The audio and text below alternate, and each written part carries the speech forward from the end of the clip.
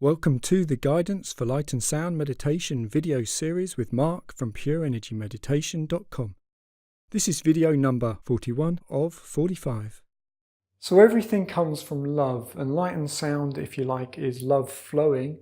And once we have access to it, then we have this much stronger connection to love. We want to understand, well, is there anything we can do to strengthen the connection and also to maintain the connection?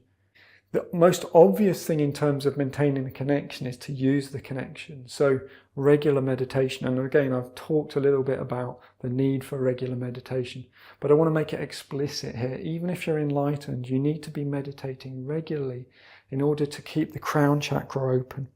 Meditation is you going up and out, so it kind of uses that crown chakra, and like exercising a muscle, the more you do it, the more there is the ability to do it. Once it's open, then you can channel information and channel light and all kinds of things through it. But channeling alone isn't going to keep that open.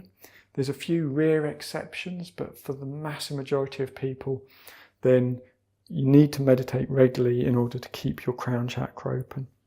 Once the crown chakra is open and you have access to light and sound energy, if you then abuse your lower vehicles in terms of your chakra system and your aura by using drugs, and medicinal plants and peyote and things like ayahuasca, then again the connection can be closed quite quickly. So there's clearly the potential to lose the connection. So what can we do to maintain the connection and to strengthen the connection?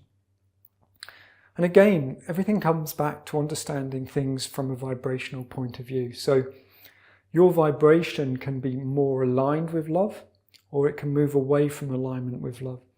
And when you're more aligned with love, then you're more aligned with this connection. Because how we express ourselves and the environments we find ourselves in down here has a big impact on what we can notice in terms of the energy up here. The energy above our crown is the same for every single person. Everyone's meditating on the same energy. So the differences in terms of people's ability to access it really are down to what's going on down here. And even once you're enlightened, it's still what's going on down here that can give you difficulties in accessing your state of consciousness, or make it very easy to access your state of consciousness. So everything really is about the lower vehicles when it comes to what can we do to improve our ability to meditate. And because of that, this advice applies to everyone, whether you're just starting in meditation or whether you have been meditating for many, many years and have access to light and sound, and even if you're enlightened.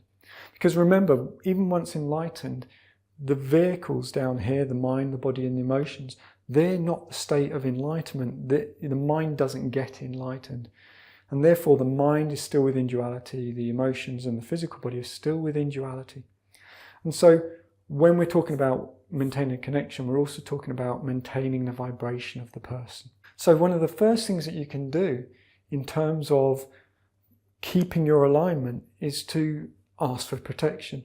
Now, what does that mean, and what are you asking protection from, and from where? So in other words, we talked about the fact that you have a spirit guide, and this spirit guide is a being of love and light on a higher level that is there permanently for you.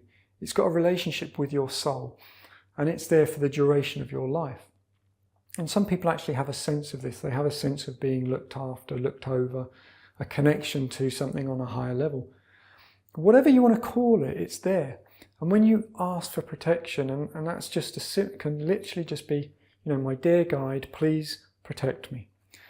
Then because they're on a higher level, they can, if you like, put energy around you that maintains and protects your vibration from other vibrations that are around you in your environment that may bring you down. Just as when someone walks into the room, if they've got a very low vibration, they're angry, you'll feel it, and their vibration can affect you. And similarly, your vibration can affect them. But when you ask for protection, it protects your energy from being affected by external energies. And that's not just on the physical level, but that's on the other energy dimensional levels, and even on some of the lower spiritual levels where there are a whole range of vibrations that we can experience. And so asking for protection, coming from the heart, just being very humble and saying, my dear guide, please protect me. Now, even if you're enlightened, which means your consciousness goes above the dimensions where the spiritual guides are, the part of you that can be imbalanced is always below. It's always these lower vehicles. And so asking for protection from them, it makes a lot of sense and actually works, because the part that is imbalanced is the part that needs to ask. Another thing is much more of an attitude thing. So being aware of the vibrational outcome of the decisions that you make. So even how you think affects your vibration, how you feel affects your vibration, what you eat, what you drink, what you watch on TV, everything is having an effect. And if you haven't watched the video that I did earlier all about this, then go and check that video out, because it goes into a lot of detail and really explains how you're affected by the environments that you encounter and how the choices that you make affect your vibration. So just becoming a little bit more vibrationally aware can really help. So is what I'm doing raising my vibration, or is it lowering my vibration? Is it aligning me more with love or taking me away from love? Another facet of how we maintain our connection, another way of maintaining it and strengthening it, is in the attitudes that we foster. Because attitudes are all about alignment and momentum. So, for example, one of the kind of fundamental attitudes that can really support a person in their spiritual progression is the attitude of respect. Now, respect can be directed in different ways. So you can show respect to another thing, and you can also show respect to yourself. So as a spiritual person who's realizing, or has already realized, that there is a connection between them and divine intelligence and love at the highest aspect, then we can respect where the energy comes from.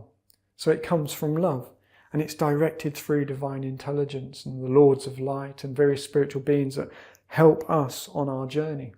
So we can show them respect, but we can also respect ourselves.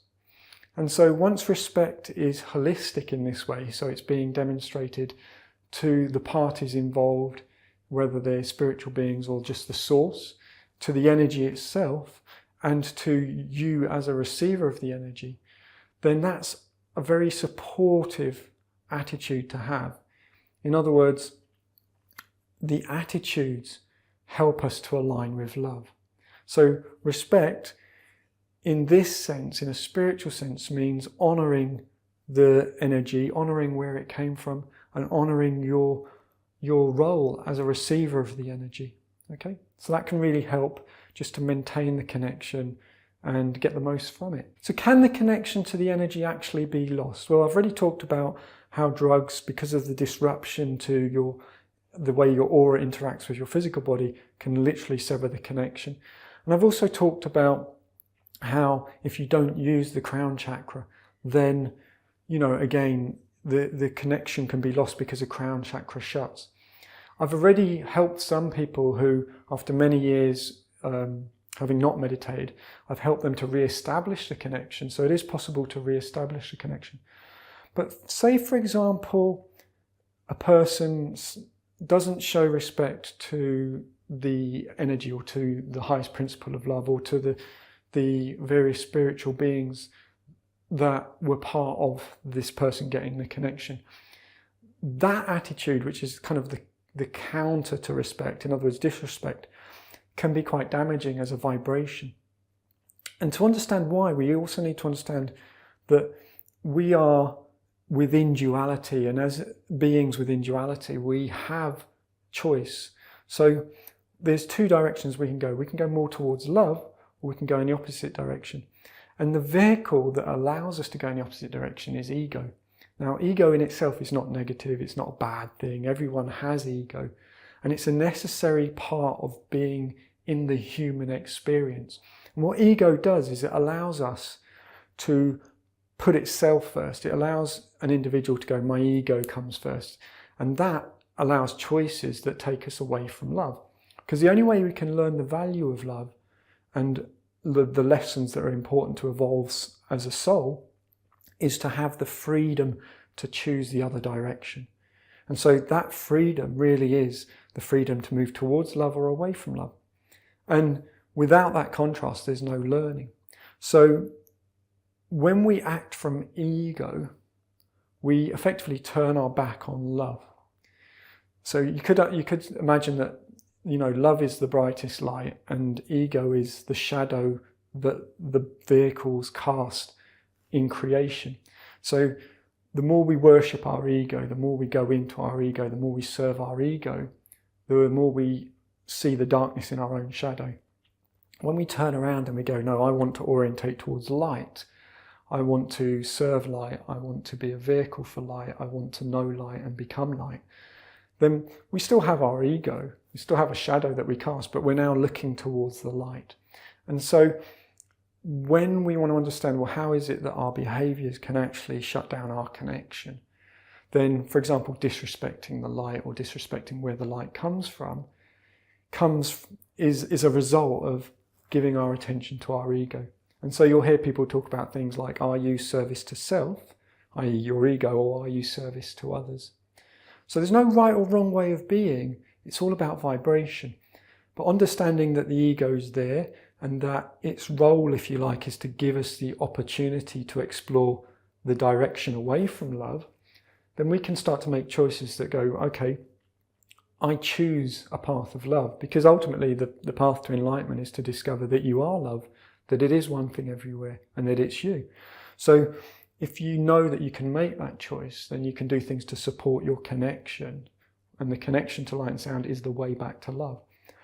Or you can make choices that will damage the connection and potentially even sever the connection. So disrespecting the spiritual beings or disrespecting yourself as a spiritual person. And that's not honouring the highest vibration, and therefore you're turning more towards ego, you're turning more towards self.